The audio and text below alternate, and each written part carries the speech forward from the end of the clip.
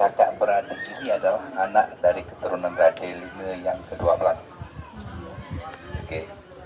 Kegelisahan mereka berangkat dari sebuah mimpi. Mimpi Sangide kepada abangnya Benar Meriah, yang dalam mimpinya dia terbunuh karena akibat daripada zina dari kakak tirinya.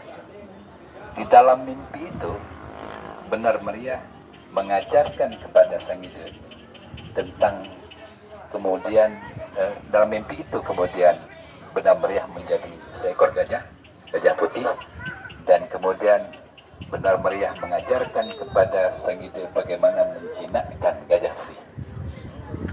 Gajah putih itu yang kemudian akan diserahkan kepada kerajaan Islam Darussalam. Kita tahu kerajaan Islam Darussalam terbentuk tahun 1511, tahun abad ke-15. Jadi dalam kisah yang lain, kemudian siapa yang bisa menjinakkan gajah putih, maka dia akan dinobatkan menjadi Raja Aceh. Nah, dalam kisah selanjutnya.